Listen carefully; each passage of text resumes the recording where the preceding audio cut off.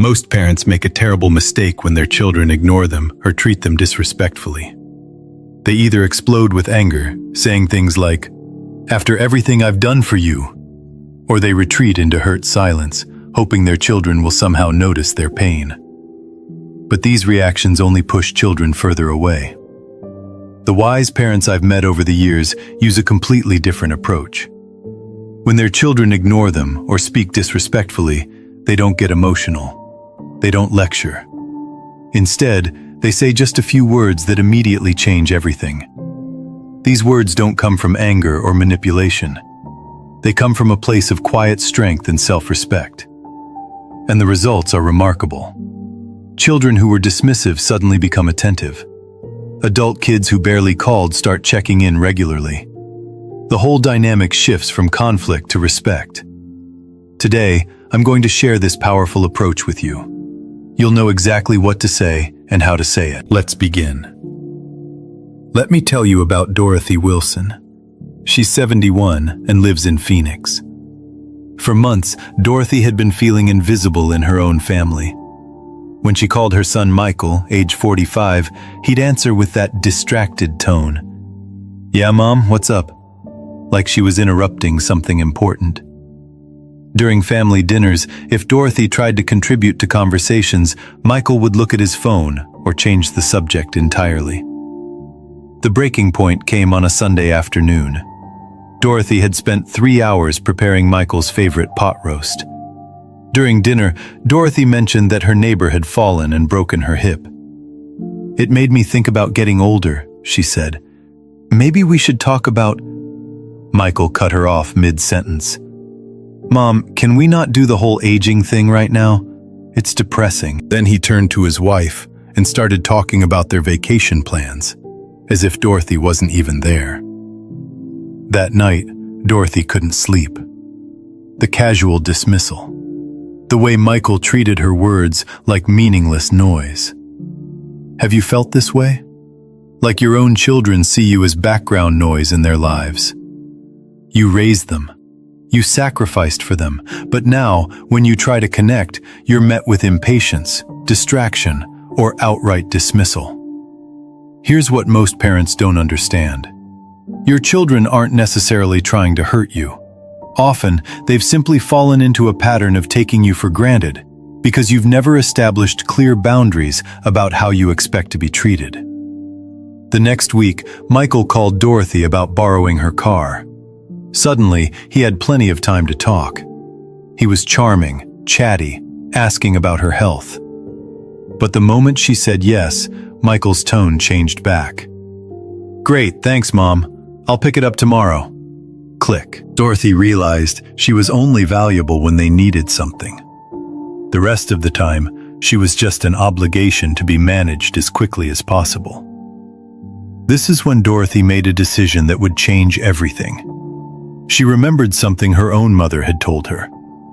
"I love you and I've sacrificed many things for you, but if I'm not receiving respect from you, that love cannot continue sustainably." Dorothy realized she'd been enabling her son's behavior by accepting it. Every time she swallowed her hurt feelings, she was teaching him that treating her this way was acceptable. Dorothy found her answer through her neighbor, Patricia Martinez, who's 69. Patricia has 4 grown children, and Dorothy had always been amazed at how respectfully they all treated their mother. "Patricia," Dorothy said, "how do you get your children to actually listen to you? Mine act like I'm invisible unless they need something." Patricia set down her coffee cup. "Dorothy, your children will treat you exactly how you teach them to treat you. When my oldest son Carlos started dismissing me, I learned to set boundaries with just a few words.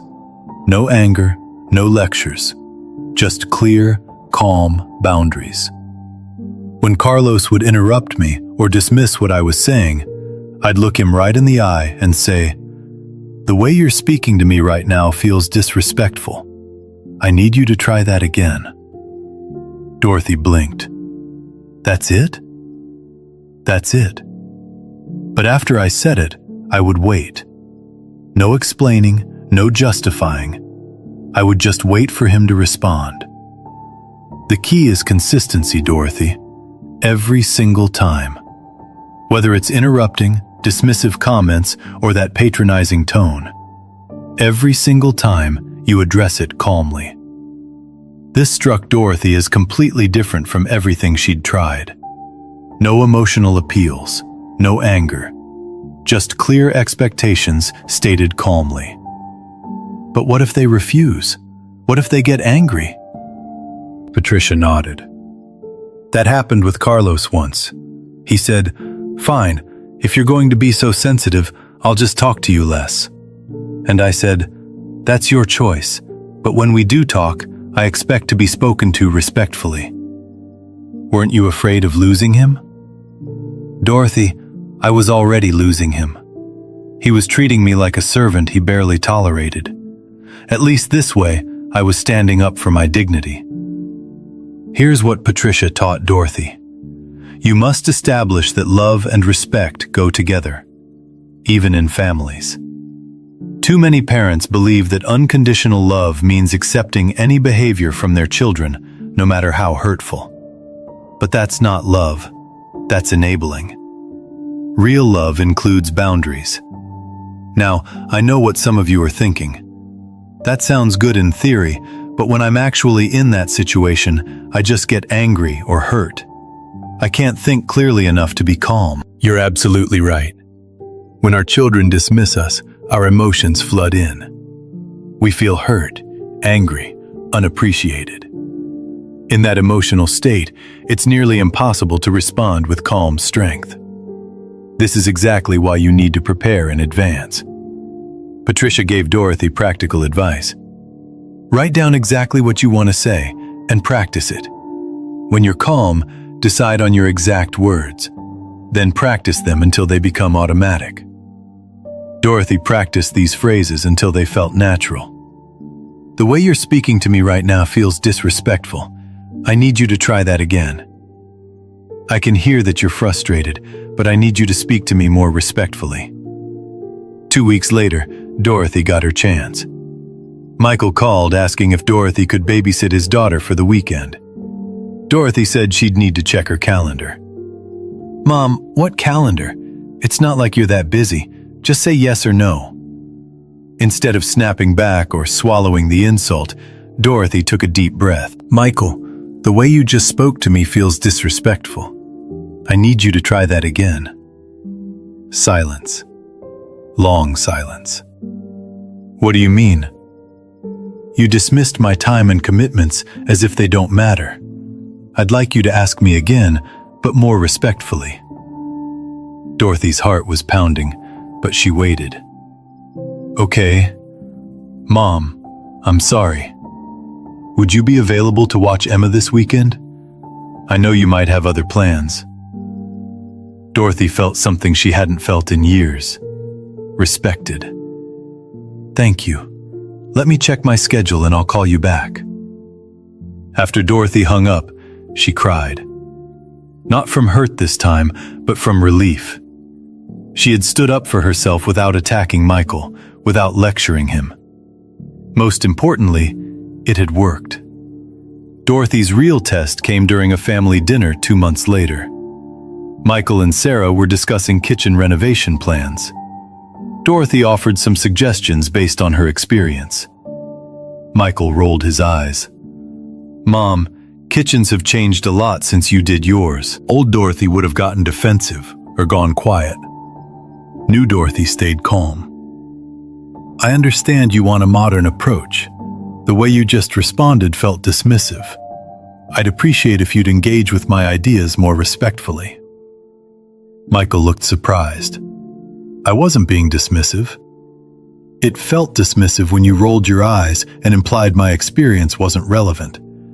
I'm happy to support your decisions, but I'd like respectful conversations." Michael actually apologized. "You're right, Mom. I'm sorry. What were you suggesting?"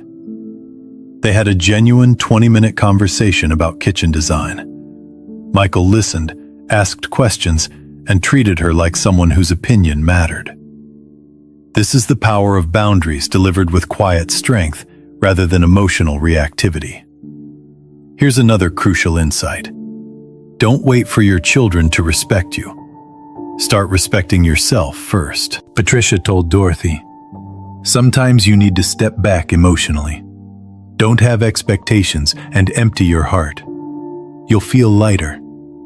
Don't keep giving constantly. Live for yourself. This isn't selfish. This is healthy.